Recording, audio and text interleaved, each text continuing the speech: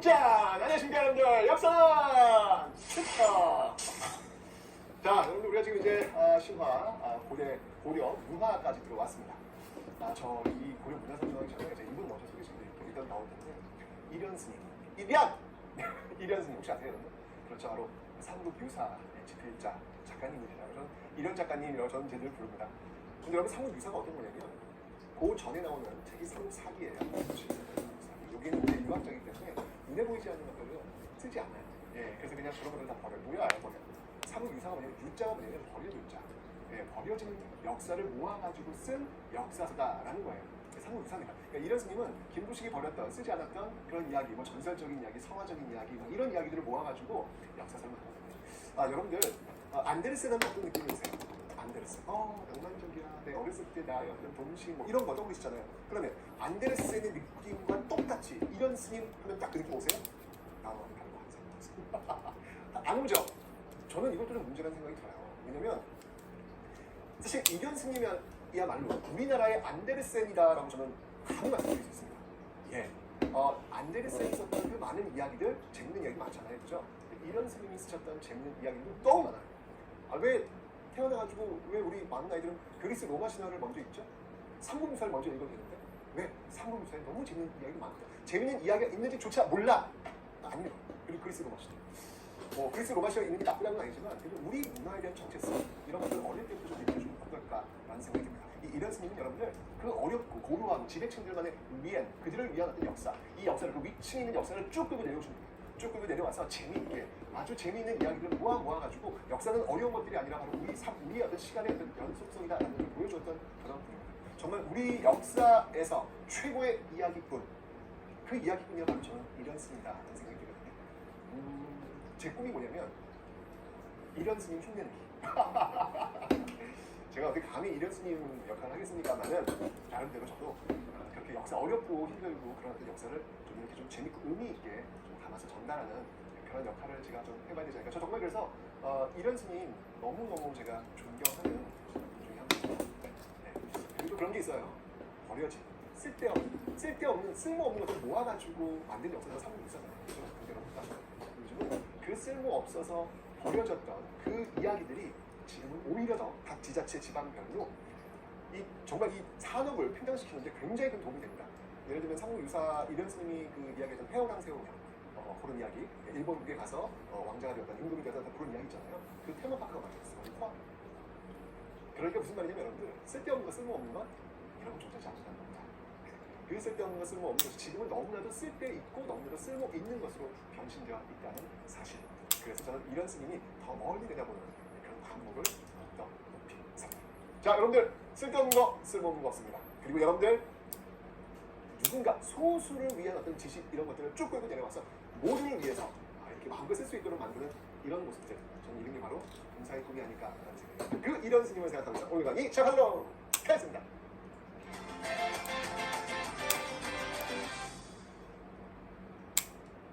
자, 먼저 이 고려의 유학부터 한번 살펴볼 텐데 일단 여러분들 항상 그 시대는요, 그 시대의 문화라고 하는 건 그 시대의 거울이에요. 그 시대의 어떤 특징을 파악하시고 그 문화를 바라보시기 때문에 그러니까 지금 여러분 고려는 호족의 시대, 문벌기족의 시대, 무신의 시대, 법문사족의 시대로 이렇게 흘러가잖아요. 그렇죠? 그 지배층의 역사, 지배층의 어떤 그 분위기가 어떤지를 보시면 그 문화적 색채로 드러나게 되어 있습니다. 조심하세요. 자, 먼저 호족의 시대, 유학부터 한번 볼텐데 일단은 일단 나라를 세웠습니다. 그죠? 뭔가 시스템이 필요했겠죠. 그래서 국가에서 주도하는 학교를 세우게 됩니다. 이런 경비 사업을 했던 왕이 누구였냐면요, 성종이에요. 성종하면 우리 알고 있죠. 바로 유학자 최승로의 이 건의를 받아들여서 1528조였나요? 네, 건의를 받아들여서 지방 가는 정부를 파견하고 그래도 왕이 바로 그 왕이겠습니까, 그죠? 그 성종에 의해서 바로 이런 시스템이 완비가 되고 있는데, 자, 먼저 학교를 한번 좀 살펴보도록 하죠. 어떤 학교가 있는지. 먼저 중앙에 있는 학교입니다. 자, 중앙에 있는 학교는요, 중앙에 있는 학교는 바로 국자감이라는 대학교예요. 여러분 복습 한번 해볼게요. 자, 먼저 고구려 소설만큼 어떤 대학교가 있습니까? 왜 이렇게 눈빛이 유해? 이렇게 복습하는 거예요? 새로운 것 아니에요? 네. 태학, 그렇죠. 통일신라, 신문학교는 국가, 발해는 주자가, 그리고 고려는 독자가, 그리고 조선은 성벽가 이렇게 나오는 겁니다. 자, 자, 중앙에 있는 대학들 한번 살펴봤고요. 자, 그 다음에 지방 교육은 어떻게 시켰을까? 지방 해야죠. 지방 해야죠. 중요합니다.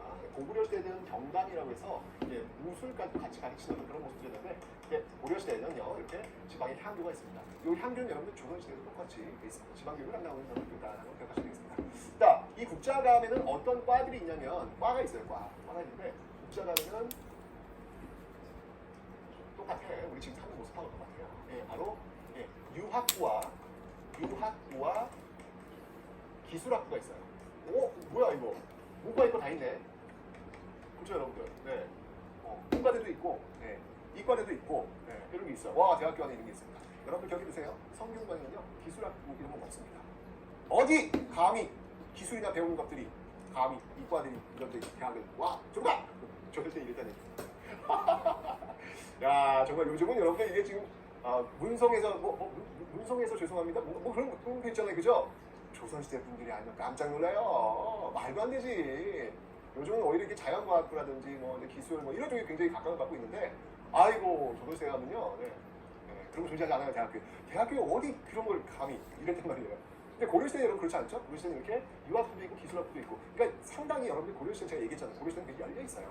어떤 뭐 조선시대 어떤 그런 너무 딱딱하고 보수의 그런 분위기 아니라 좀 열려있는 그런 분위기가 이런 데서 좀 느껴지고 있다라는 것이죠. 자, 그러면 이 사람들이 보는 과거 시험을 한번 보도록 할게요. 여기서 이제 공부했으면 과거 시험 볼 거 아니에요, 그죠? 과거를 한번 보도록 하겠습니다. 과거는 어떤 것들이 있을까? 보시죠. 광종 때 처음으로 시행되었던, 여러분 알죠? 네, 쌍기. 광종 때 쌍기의 어떤 건의에 의해서 시행됐던 과거입니다. 자, 어떤 게 있냐면요. 먼저 명경과와 제술과가 있겠습니다. 명경과와 제술과가 있겠습니다. 자, 뭐 느낌 오죠, 여러분들? 네, 명경과라고 하는 것은 경전, 이런 경전 같은 것들을 보는 그런 시험이 되겠습니다. 경기에 대한 해석이나 뭐 이런 거 보는 시험이고요. 제술과 이거 논술이에요.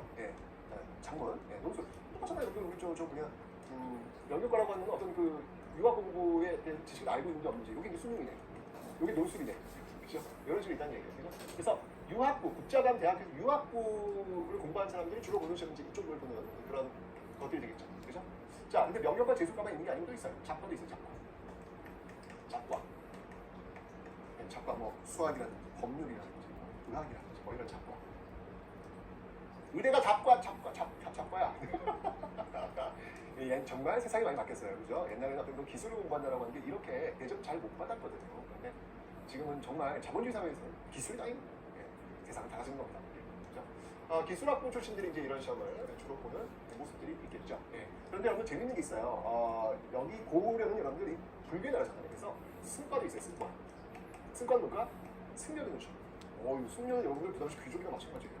왕자 출신들, 나중에 배우지만 대학국사 의천도 역시 왕자 출신의 승려입니다. 그러니까 승과가 굉장히 각광을 받고 있다라는 거 기억해 주시면 되고, 재밌는 게 있어요. 뭐가 있냐면 바로 문과가 없어요.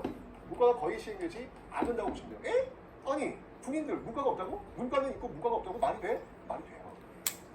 조선시대는 이제 거꾸로 승과가 없고 문과가 있죠. 이수신 장군 같은 경우 이제 문과 출신이잖아요, 그죠? 이게 왜 그럴까? 여러분 왜 그럴까? 이유가 뭘 것 같아요? 이유는 하나예요.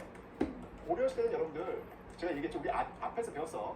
외침사가 너무 많다. 10세기, 11세기는 거란이 쳐들어오고, 12세기는 여진이 쳐들어오고, 13세기는 몽골이 쳐들어오고, 14세기는 홍건조가 외거 쳐들어오고, 끊임없이 쳐들어오잖아요, 그죠? 그러니까 굳이 시험을 치를 필요가 없어요. 왜? 전쟁터가 시험장이야.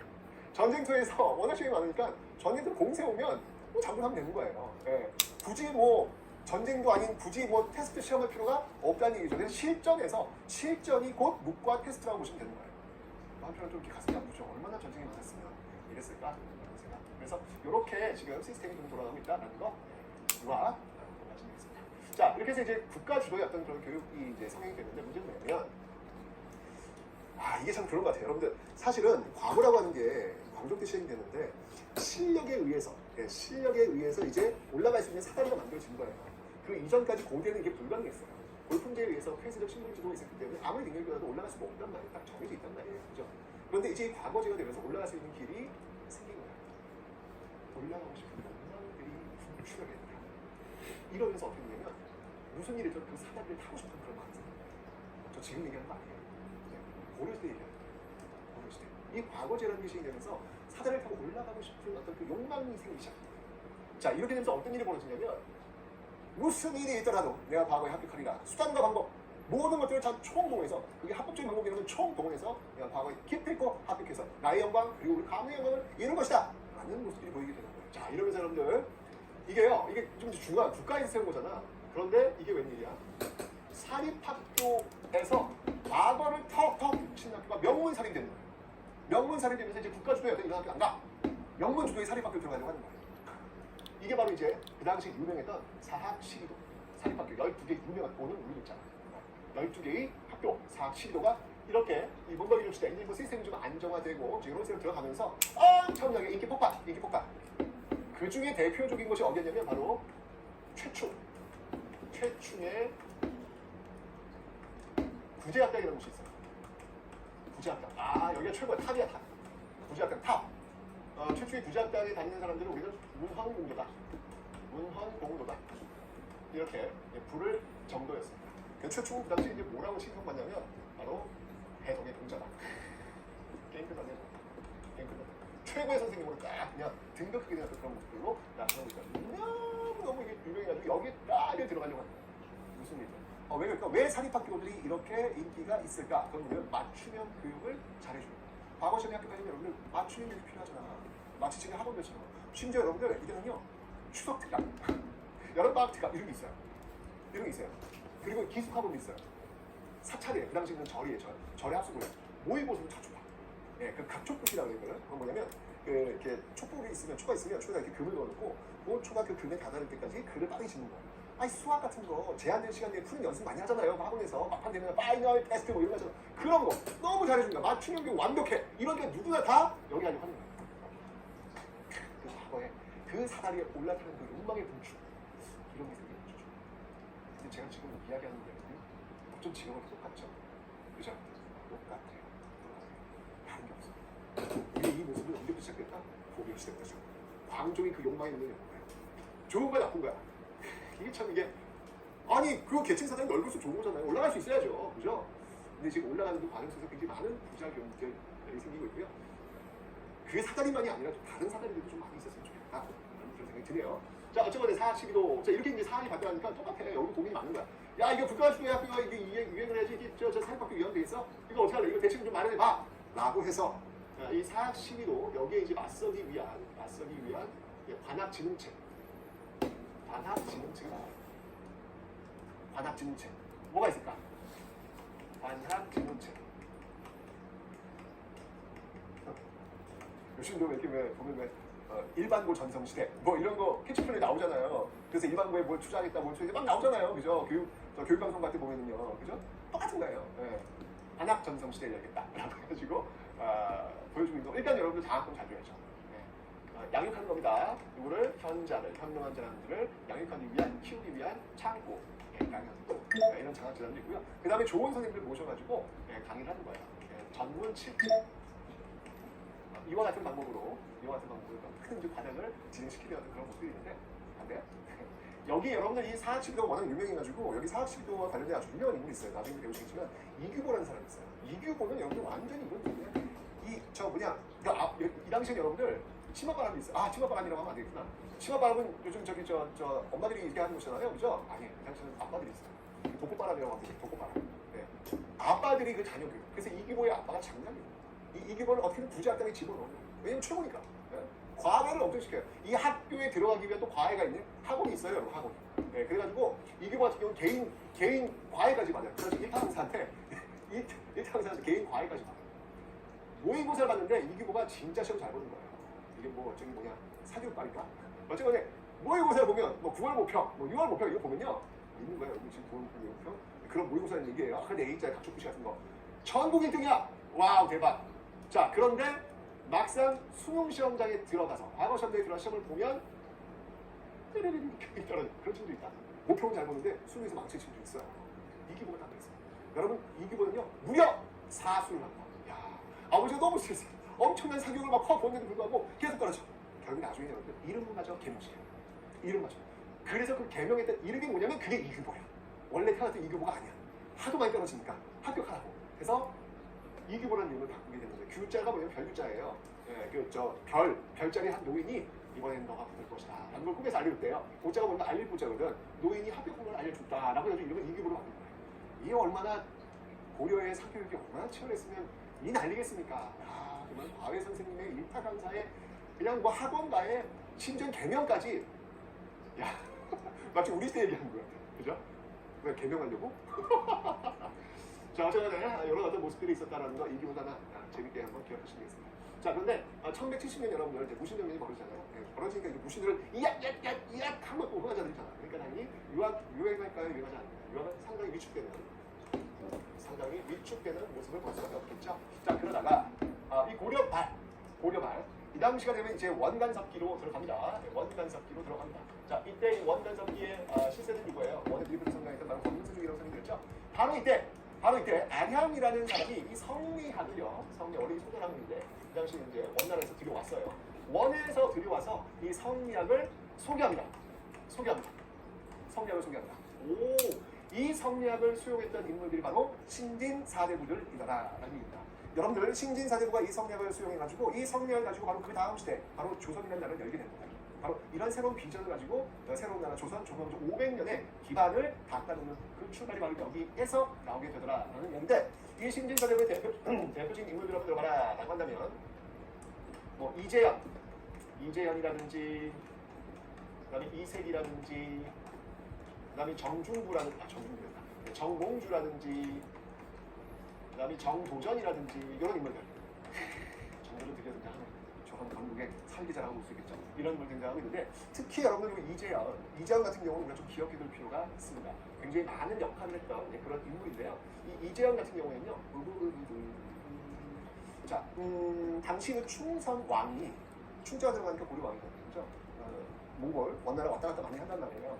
원나라에 있을 때 독서실 하나 열어요. 독서실 엄청난 책들을 갖고 와가지고 학자들을 이제 모아가지고 거기서 이제 한글로 토론하는 그런 곳인데, 그런 곳이 어디냐면 만권당이라는 곳이 있어요. 만권 책이 만권 있었던 곳이에요. 엄청나죠, 여러분들? 만권당, 와우. 이 만권당에서 이재현도 역시 마찬가지로 이 학자들과 굉장히 많은 교육을 하면서 어떤 그 성리학에 대한 어떤 그 깊이 이런 것들을 굉장히 많이 갖게 되는 그런 역할을 하게 되죠. 이제 몇 부겠지 이렇게 이어졌는데, 이재현은 또 이제 그 글도 많이 씁니다. 그래서 여공패설이라는 자신의 어떤 그 글들을 모아가지고 이런 어떤 책을 쓰는데, 근데 옛날 분들 이렇게 책 이렇게 쓴 제목을 보면 굉장히 겸손해요. 그러니까 여공이라고 하는 건 뭐냐면 여러분들에게 노인네가 패라고 하면 뭐 그냥 보잘것없는 썰 이야기를 이렇게 나의 그냥 보잘것없는 이야기를 모아놓은 책이에요. 이렇게. 이재현이 누군데 그 엄청난 학자, 엄청난 대학자인데 그 대학자의 글이야. 그런데 보잘것없어 그냥 이렇게. 근데 이게 여러분들 굉장히 문화. 옛사람들이 이 자신의 책의 제목을 쓸 때는요 정말 낮춥니다. 겸손이 그냥 뚝뚝 떨어져요. 전 이런 거 보면서 왜 이번에 제가 낸 책, 여러분들 합격하시면 합격 기념으로 제가 역사의 쓸모 꼭 읽어보시라 라고 설명드렸잖아요. 제가 쓴 역사의 쓸모. 저도 근데 이런 걸 봐서 그러는 거는 왠지 사실 제 역사의 쓸모라는 책을 제가 지은 게 아니에요.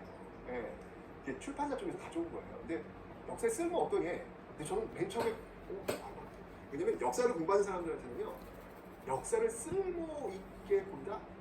너무 실용적으로 접근한다는 거죠. 역사. 이런 거 저희는 이렇게 좀 이렇게 자기검열이 있어요. 이건 좀 아닌데라는 생각. 근데 이제 출판사 쪽에서 선생님 그래야 먹히고요. 그래야 라고 하는 거야. 이게 뭔가 딱 와야 된다는 얘기예요. 그래서 그게 팔리는 것도 중요하긴 한데 그래도 역사에 쓰고 좀 그렇네 라고 하면서 지금 제목이 이거예요. 왜냐면 예쁜들은 정말 책을 다 이렇게 겸손하게 쓰는 저는 그래서 저는 이렇게 제목 맨 처음에 역사도 필요하다. 내가 맨 처음에 준 거는 이런 제목이 있어요. 역사도 필요하다. 뭐 이런 거. 이 정도인데 역사도 필요하다. 역사도잖아. 역사도 이게 겸손이야. 나름대로 역사만 필요하다가 아니라 역사도 필요하다. 역사도 좀 이렇게 이동해 주세요. 이런 거란 말이죠. 저는. 근데 선생님 노. 그래서 역사는 쓸고 있어요, 선생님. 하면서 역사에 쓸 걸 가져왔는데 이거 좀 다르더라고요. 일반인들과 역사하는 사람은 좀 다르더라고요. 저 이런 거 맨날 보고 배우는 사람이라서 제목 하나 찍기도 참 어렵더라고요. 어쩌면 여러분들 합격하시면 불합격하는 분들 합격하시면 꼭 한번 이런 사실들 속에 역사의 쓸모 책을 통해서 좀 더 풍부하게 진짜 1급 자격증 가진 사람한테 좀 이렇게 좀 내공이라고 할까요? 깊이라고 할까요? 꼭좀 가져오시기 바랍니다. 이렇게 해서 여러분들 새로운 시대를 열 수 있는 성리학까지 쫙 한번 요약해봤습니다. 사실 근데 저 앞쪽으로 한번 가볼게요. 이 성리학이라고 하는 건 뭐냐면 인간의 심성과 우주의 본질을 연구하는 철학입니다. 그런데 원래 이 앞에 있었던 유학, 이 당시 공부했던 유학들은 성리학이 아니에요. 이 당시 유학은 뭐였냐면 이게 바로 훈고학입니다. 훈고학이 대부분이에요. 훈고학은 뭐냐면 그냥 자구의 해석을 위주로 하고 있는 거예요. 자구의 해석 위주. 그죠? 어떤 심원 의미나 철학이 아니라 해석을 위주로 하는 거죠. 성리학은 그런 어떤 해석에서 더 나아가서 인간의 철학이 아니라 해석을 위주로 하는 훈고학이 대부분이에요. 훈고학은 뭐냐면 그냥 자구의 해석을 위주로 하고 있는 거예요. 자구의 해석 위주. 그죠? 어떤 심원 의미나 철학이 아니라 해석을 위주로 하는 거죠. 성리학은 그런 어떤 해석에서 더 나아가서 인간의 신성, 우주의 본질을 연구하는 철학 체계를 갖춘 그게 바로 한국이 바로 성리학이다. 그러니까 유학이라고 하는 틀 안에 뭐 성리학도 들어가고 홍보학도 들어가고 뭐 고중학도 들어가고 양명학도 들어가고 다 들어가는 거예요. 유학이라는 범주 안에 나중에 고려 초기에는 이렇게 홍보학 그리고 고려 말기에 성리학이 등장합니다. 라는 거 기억하시면 되겠습니다.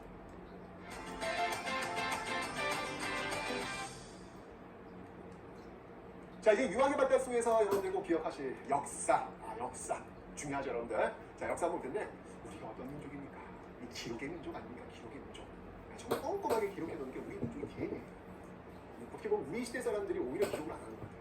우리 선조들은요, 정말 꼬박꼬박 기록해요. 어떤 행사가 있으면 그 행사에 사용되던 걸레의 숫자마저도 기록해 놓는 사람들이 우리 선조들이에요. 뭐 걸레 기록해 놓은 정도면 여러분들 말 다 했잖아요. 그죠? 지금 뭐 가끔 여러분들 왜 예전에 왜 청와대에서 뭐 기록물들을 없앴다, 뭐 폐기했다 이런 얘기 나오잖아요. 이거는 말도 안 되는 거예요. 이건 있을 수가 없는 일이에요. 어떤 대통령이건 그 대통령이 그냥 글 하나 썼어, 메모 하나 썼어. 그게 좋은 대통령, 나쁜 대통령 상관없어. 이건 무조건 다 국가 기록물로서 보존돼야 됩니다. 우리 선조는 그래왔어요. 아니 행사에서 걸레 개수까지 적어놓는 상황이에요. 그런데 왕의 흔적들을 폐기쳤네. 이런 아니 예선이라고 보면은 아이고 이것들이 미쳤나 아마 그럴 거예요. 왜? 그게 나중 사람들의 돈이 된 것이고 나중 사람들의 잘못된 거기 때문에 함부로 그건 범죄입니다. 범죄. 역사의 시간을 지워내는 범죄입니다. 그런 거 없애려면 하지 말라고. 그거 책임 못 지는 거 아닙니까? 책임 못 지니까 두려우니까 그런 거 없애는 거잖아요. 그럼 하지 마. 왜 나와? 뭐 그냥 이름만 알면 반가? 하지 마. 역사 중에서 그런 거 배워야 됩니다. 그래서 기록이 지금 많은데 고려시대 때도 역시 마찬가지로 실록이라는 게 있어요. 있습니다. 실록이라는 게 있는데 실록이라든지 뭐 부삼국사라든지 이런 역사서 있어요. 그런데 아쉽게도 사라졌어요. 남아있어야 되는데 사라졌어요. 왜냐면 이런 역사서들이 있어야 이걸 토대로 해가지고 역사를 쓸 거 아니에요. 그죠? 그래서 이런 걸 토대로 쓴 역사서가 있다고요. 그게 뭐냐면 바로 줄기. 바로 삼국사기에 나오는 삼국사기에 바로 앞에 있는 역사를 쓴 건데 그 앞에 있는 원자료들이 없어진 거죠. 좀 많이 아쉽습니다. 자, 어쨌든 이 삼국사기를 한번 좀 살펴보도록 하겠습니다. 이 삼국사기의 저자는 누굴까요? 알죠, 여러분들? 이 저자는 바로 김부실이 되겠습니다. 김부실. 이 시대가 여러분 문방기족 시대예요. 그죠? 상당히 좀 이렇게 보수적인 어떤 그런 분위기가 흐르고 있는 시대다. 괜히 중국과 그 갈등 관계를 만들고 싶지 않은 그런 모습들. 그래서 명성이 사대에 있을 때 이자경, 김부실 사대에 끝나는 어떤 그런 모습들. 그러다 보니까 여러분들 괜히 고구려 계승보다는 신라 계승 의식이 훨씬 낫죠. 그 앞에 있었던 선가 우리는 고구려의 후손이요 라고 이야기하는 분위기와 좀 달라진 그런 분위기. 그래서 이 김부실 같은 경우는 이제 경주 김씨이기도 하고요. 신라 계승 의식의 어떤 그런 모습들을 보이고 있는데 어쨌건 이 삼국사기가 붙는 타이틀이라고 한다면 현조라는 우리나라 역사서죠. 최고의 가장 오래된 제가 늘 얘기하는 베스트이 아니에요. 최고 가장 오래된 역사서랍니다. 여러분들이 이제까지 공부했던 고구려, 백제, 신라 뭐 그런 이야기들은 다 대부분 삼국사기 내용들이다라고 보시면 됩니다. 그러다 보니까 이제 좀 이렇게 신라 계승 의식이 강하다 보니까 또 상대는 패배했던 백제 역사 이런 게 굉장히 축소되는 그런 아쉬움들이 있죠. 그런 걸 보고 나려면 그 이전에 어떤 구삼국사나 이런 것들이 있어야 되는데 없다 보니까 우리가 이제 알 수 있는 삼국사에 대해서 그렇지 않습니다. 이 역사서가 어떤 방식으로 쓰여졌냐면 이것도 좀 기억을 해주셔야 됩니다. 바로 기전체 방식입니다. 자, 이 기전체가 무엇인지를 제가 설명드릴게요. 기전체라고 하는 것은요, 이게 본기, 세가, 지, 표, 그다음에 열정 이렇게 세신대로 구성된 거예요. 그러니까 이건 뭐냐면 같은 사실들을 본계도 싣고 세가에도 싣고 지혜도 싣고 표에도 싣고 열정이 엄청나게 반대하죠. 본계하고 세가 같은 경우에는 주로 왕, 왕과 관련된 그런 본계는 황제고요, 세가는 왕이에요. 그러니까 왕과 관련된 내용들이고요. 열전이라고 하는 것은 뭐냐면 이거는 신하들의 이야기를 묶어놓은 거. 지는 어떤 뭐 제도사, 표는 뭐 연표 같은 거 이걸 얘기하는 거거든요. 그러니까 같은 사람의 이야기를 왕의 입장에서 신하의 입장에서 또 어떤 뭐 개념의 어떤 그 정리 차원에서 각각 등장하는 거예요. 그러니까 여러분들 이 기전체를 쓴 역사서는 방대하죠, 방대하지 않아요? 방대하죠, 엄청나게 방대하죠. 그래서 이런 작업을 하려면 중국 국가 주도의 역사 편찬이 되어야 가능하다라는 걸 볼 수 있습니다. 그래서 이걸 왜 기전체라고 하냐면요, 바로 여기 봉기 기, 그다음에 열전의 정, 그거를 이렇게 따와가지고 기전체다 이렇게 이야기를 하고 있는 겁니다. 그렇죠, 여러분들? 여기 이제 삼국사기가 이런 방식에 대해서 쓰여졌다는 것을 기억해 주시면 되겠습니다. 그렇죠? 자, 그런데 김부식은 여러분 유학자예요. 유학자이기 때문에 제가 아까 이야기했습니다, 여러분들. 눈에 보이는 것, 증명할 수 있는 것, 이런 것들만 지금 역사를 지금 모았는데 여기 시간 생각하면서 좀 달라진다. 자, 그 달라지는 분기점은 바로 1170년 무신정변이 나왔던 그 이후부터 좀 달라졌다. 신라 개성을 쪽에 보수했던 그런 것들이 이제 무너졌단 말이에요. 무신들의 칼에 의해서 무너졌단 말이에요. 그러니까 조금 좀 다른, 좀 더 자주적이고 좀 더 좀 진취적인 그런 역사들이 등장을 하신다는 거죠. 자, 이 무신 정권에 등장했던 역사서 좀 대표적인 뭐였냐면 먼저 해동 보순전, 다크네 해동 보순전, 우리나라 그 모순되던 전기와 같은 그런 내용들이 있고요. 그 다음에 동명왕편이라는 게 있습니다. 자, 이 동명왕편의 그 저자 누군지 아시죠? 아까 사교육의 세례를 받았던 바로 이규보가 되겠습니다. 이규보 글이 그렇게 났습니다. 기가 막힙니다. 이규보한테 술만 주면 돼요. 술뿐이야, 술뿐. 진짜 술을 너무, 이분은 좀 술 좀 끊으셨어야 돼. 아, 진짜 술 드시다가 자꾸 실수를 하셔가지고 사회 나가셔가지고 이분 주사가 약간 있었나? 그러니까 뭔가 이렇게 좀 이렇게 그 높은 사람들하고 이렇게 술자를 이렇게 하고 이렇게 교류를 할 거 아니에요. 근데 이분이 너무 술을 많이 드셔가지고 내가 볼 때 실수도 많이 하신 것 같아요. 그러니까 이게 관직으로 이렇게 올라가지 못해요. 너무 가난하게. 이게 진짜 되게 머리 좋으신 분이 그거 다 쓰시는 분이거든요. 그런데 이제 술 때문에 술 적당히 드셔야 돼요. 드시는 거고요. 이규보가 썼던 이 동명왕편이라는 게 있는데요. 여러분의 동명왕이 뭐예요, 동명왕? 동명왕이 누굽니까? 바로 고주목, 고구려의 주목 아닙니까? 그죠? 동명성왕, 동명왕이라고 하잖아요. 자, 보시면 알겠지만 여러분들 무신정권에 대하면요, 이제는 신라보다는 뭔가 좀 이렇게 폼파서 좀 다른 데로 맞춰주고 있다는 얘기죠. 자, 고구려가 어떠냐니까 개성없이 그냥 고구려가 어떠니까 빠빠! 뭔가 어떤 그 진취했던 그런 모습 분명하잖아요. 그래서 동명편을 보면서 이제 서서히 어떤 인식, 어떤 전환 이런 것들이 지금 나타나기 시작했다라는 것을 알 수가 있겠습니다. 고구려라는 게 지금 등장하고 있네요. 여기까지 있습니다. 자, 그러다가 이제 원간섭기로 들어갑니다. 몽골의 무신정권이 항복을 하고 원간섭기, 기계로 한다면서 보잖아요. 자, 이렇게 되면서 이제 원간섭이 되면서 뭔가 우리 민족의 어떤 그 구심점이 필요했던 것 같아요. 원간섭. 비록 고려는 깃발을 꺾이지 않았지만 그래도 뭐 좀 내정날 수도 있고 막 영토도 뺏기고 막 그런 게 있잖아요. 이런 어떤 굉장히 위기상 속에서 뭔가 우리가 하나가 되어야 되는 어떤 구심점이 필요했던 것 같아요. 그러면서 나왔던 역사들이 바로 이 삼국유사와 바로 제왕군기다라는 것이죠. 자, 삼국유사. 삼국유사는 여러분들 제가 아까 어떤 우리나라 최고의 이야기꾼 바로 이련 스님이다라고 설명했습니다. 버려졌다. 쓸모없는 그런 이야기. 김부식이 말했던 그런 이야기를 모아가지고 만들어 놓은 역사가 바로 삼국유사다라고 설명을 드렸습니다. 자, 이 삼국유사를 보시면요. 여기 이제 민간 설화 같은 거. 민간 설화. 이런 이야기들이 굉장히 많이 들어가 있어서 정말 재밌어요. 여러분들 그리스 로마 신화에 그런 얘기 있죠. 왜 왕이 있는데 이 왕의 귀가 참 잘한 거야. 그래서 그 왕의 귀를 이렇게 가리는 왕관을 쓰는데 이 왕관 만드는 사람만 그 비밀을 알고 있었단 말이에요. 그죠? 그래서 이제 그 왕이 이야기해서 너 이 사실은 너 밖에 안 있는 거 죽냐? 근데 너무 얘기하지 말아요. 얘기하고 싶은 거예요.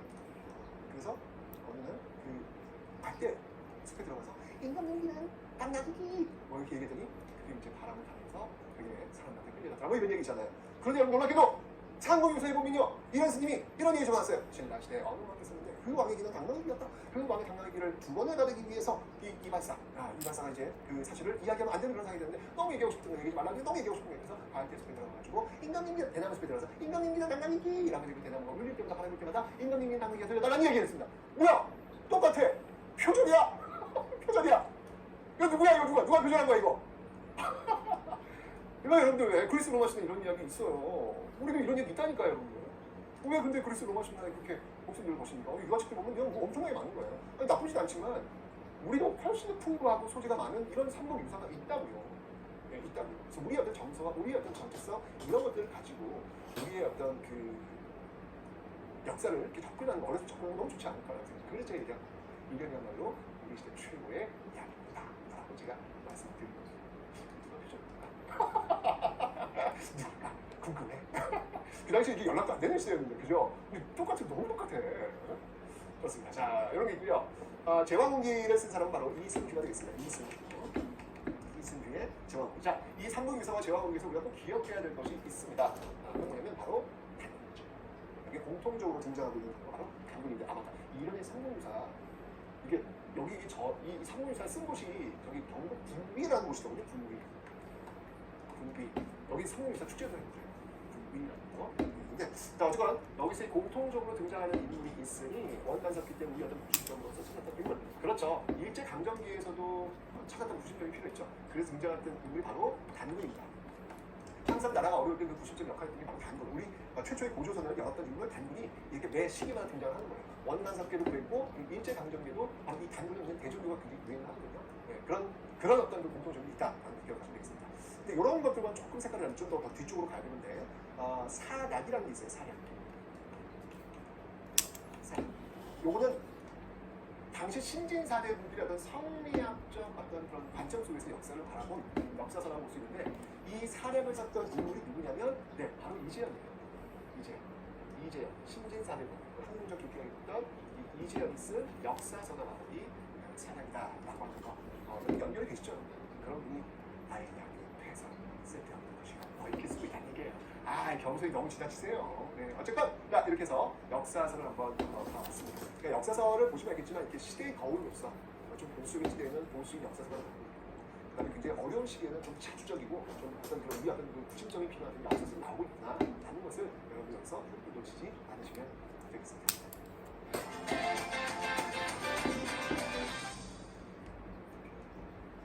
자, 이제 여러분들 불교입니다. 불교에서는 이제 승려를 중심으로 한번 좀 살펴보려고 합니다. 고려 초기에 있었던 승려, 대표적인 승려가 있다면, 균여라는 분이 있어요. 균여. 이 균여 이분은요, 그 고현식원가.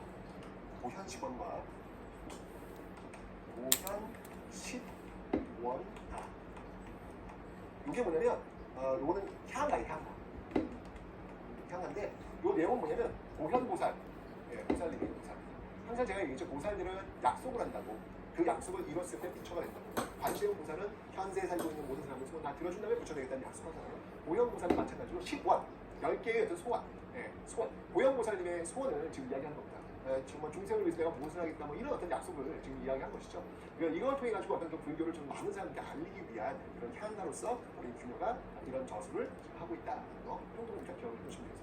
그런데 이 당시 여러분들 불교가 굉장히 흥해요. 이 보현시범가를 냈던 이때 그 시기가 어느 왕 때였냐면, 요거는 이제 향가는 뒤쪽으로 갈게요. 왕이 모두 중요하니까. 요거는 어느 왕 때였냐면 바로 광종 때입니다. 과거 제시 알고 있죠? 광종. 그래서 요거는 바로 향가다. 그렇게 기억을 해놓으시면 되겠습니다. 그런데 이때 여러분들 그 고려가 불교의 국가로서 이렇게 자리 잡을 수 있었던 배경이 뭐냐면, 고려를 세웠던 사람이 불교를 너무 중시하게 해요. 그 사람이 누구냐면 바로 잘 아죠? 태조 왕건. 이 태조 왕건이 유언으로까지 남잖아요. 그게 뭐예요? 후묘 10조. 이 후묘 10조에 보면 불교 신경 써 라고 해가지고 뭐라고 남기냐면, 연등회와 팔관회를 중시하라. 연등회와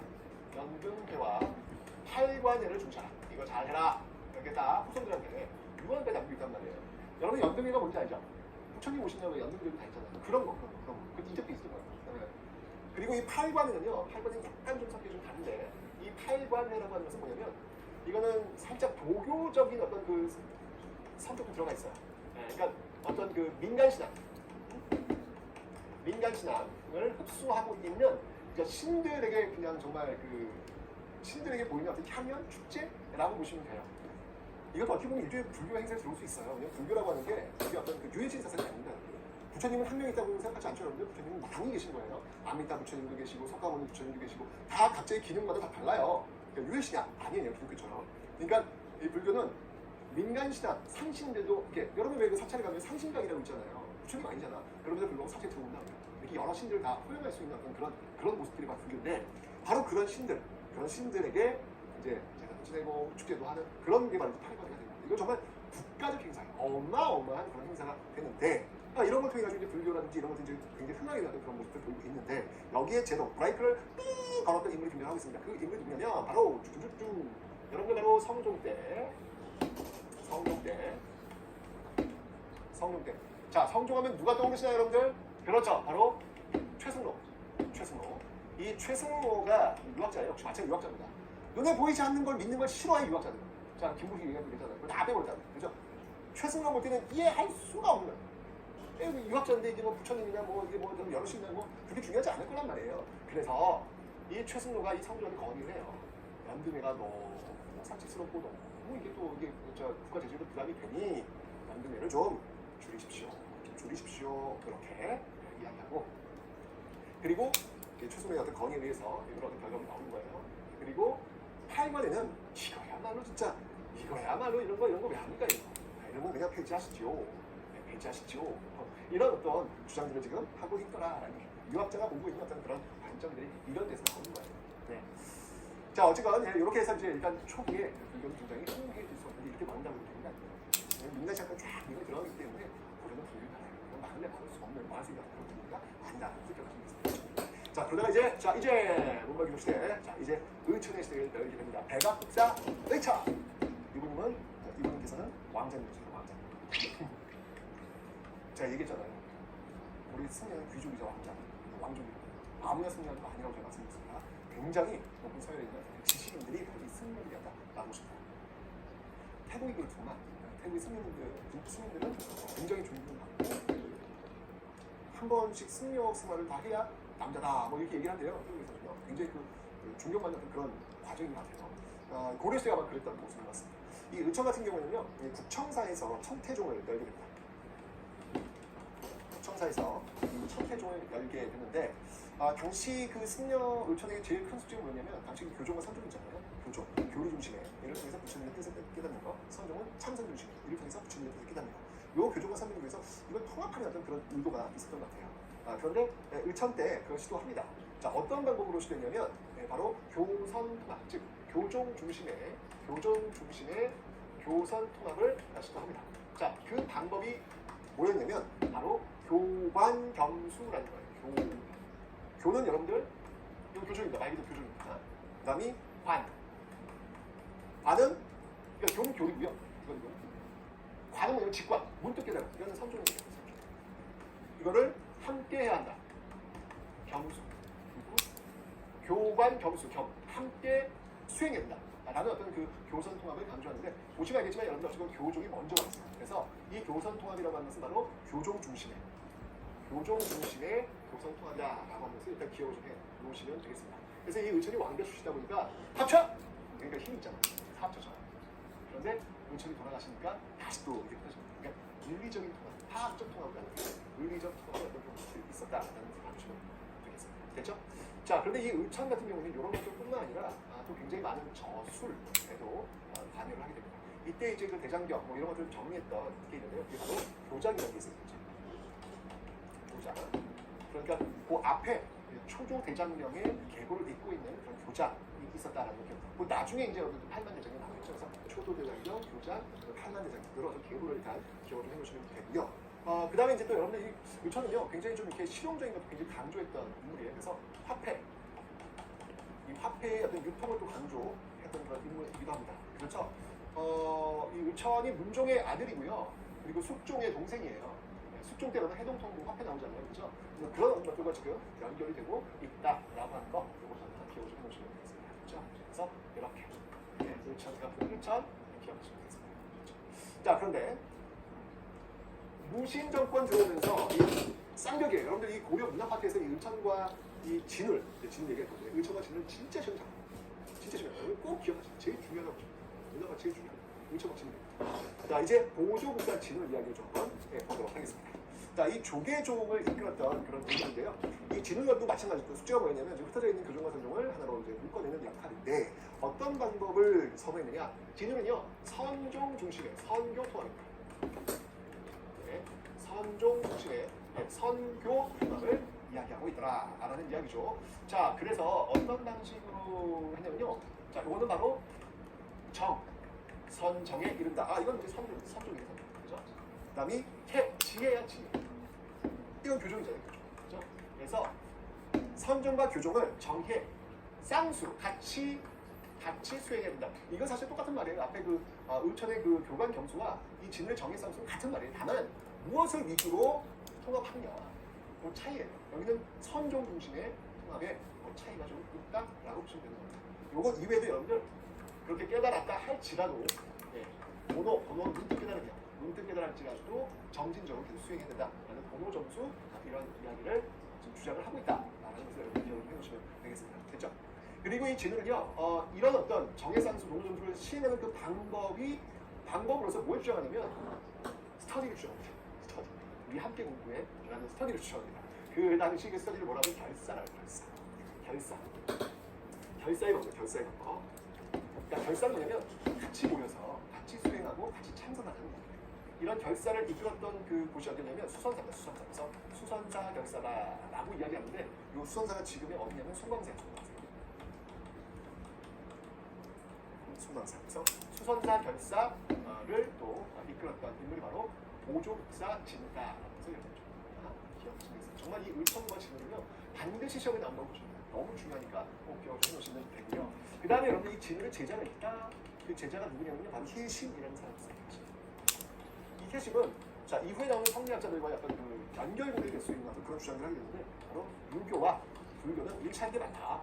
그래서 육을 일치설을 들고 나오기도 합니다. 그래서 진을 혜심 기억하시면 되고요. 또 한 명을 좀 기억을 좀 해야 될 것 같아요. 누구냐면 요새. 그러니까 진울과 혜심이 선종 승려라면 요새는 교종 승려. 교종 쪽입니다. 그래서 법 이거 중요시하죠. 법화 신앙을 굉장히 중시하는 어떤 그런 모습을 보이고 있는데 역시 요새도 역시 마찬가지로 이 당시 오면 불교끼리 타락하거든요. 교종이건 선종이 타락한다는 거예요. 그래서 하나가 되자. 그러려면은 같이 모여서 수련을 쌓아야 된다. 라고 해서 이제 뭘 들고 나오냐면 바로 백년결사. 여기도 마찬가지로 백년결사. 아까 이 진울은 수선사 결사였죠? 여기는 백년결사. 백년사에서 주도하는 백년결사. 자, 이런 어떤 모습들이 지금 나타나고 있다라고 하면서 여러분 기억을 해놓으시면 되겠습니다. 그렇죠? 그래서 여러분들 의천, 진울, 요새 의천, 진울, 특히 의천, 진울 정말 지금 잘 나오는 사람들이니까 반드시 여러분 기억을 해놓으시면 되겠습니다. 자, 이렇게 해서 그러니까 그 앞에 있었던 통일신라 분교의 화두가 분교의 중요하면 이 시대의 화두는 뭐냐면 교종과 선종이 통합된다는 거죠. 진울 같은 경우는 이 성교통합 성공해요.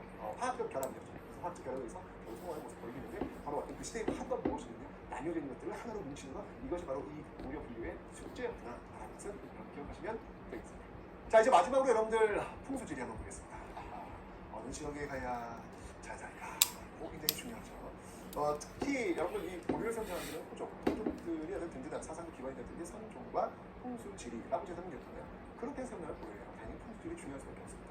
이 서경계지설, 이건 여러분들 아까 이야기했던 그 왕건의 훈요 10조에서도 등장을 하고 있습니다. 훈요 10조에서도 아주 성경을 중시하라 라고 해서 나온 게 뭐냐면 바로 북진정책이에요. 북진정책.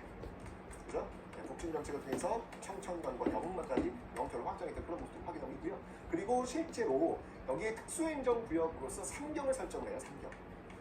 3경. 이 3경 중에 하나가 어디였냐면 개경당에 들어가고요. 그 다음이 서경 들어갔고요. 그 다음에 동경. 이 동경은 나중에 이제 남경으로 바뀔 겁니다. 남경. 동경은 어디냐면은 바로 경주예요. 경주. 남경은 이제 서울입니다. 지금 서울. 이런 식으로 바뀔 텐데 어쨌건 3경이 지금 서경이 이렇게 지금 들어가 있다라고 하는 사실.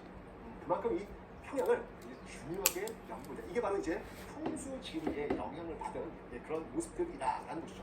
그래서 이런 분위기 속에서 빵 하심이 있다고. 논벌 교육실에 들어가면 왜 제가 김무식, 이재경 김무식 시대에 여진이 금이 이제 사대를 요구한다고 했잖아요. 거기에 이제 이 김무식과 이재경과 김무식 같은 경우에는 사대 오케이 하는데 이에 반발하는 세력이 등장합니다. 그 반발하는 세력 그게 무엇이었다? 네, 바로 여기서 쭉 연결되는 거예요. 여기서 연결되는 게 바로 이 묘청의 역시도 마찬가지예요. 서경, 점동, 운동이라는 게 바로 사실. 그러니까 서경이 어떻게 보면 영모의 도시가 된 거예요. 영모의 도시. 그래서 이제 이 묘청의 서경, 점동, 운동이 일어난 이후부터는 서경에 대한 이야기를 좀 많이 줄어들 수밖에 없죠. 그래서 이게 실패했습니다. 그래서 이제 어느 도시가 굉장히 또 중요한 그런 썰로 대두가 되냐면 앞에서 여러분 살짝 봤어요. 바로 남경길지설이라는 게 대두가 돼요. 남경은 여기 서울이라서 지금의 서울이에요. 남경길지설.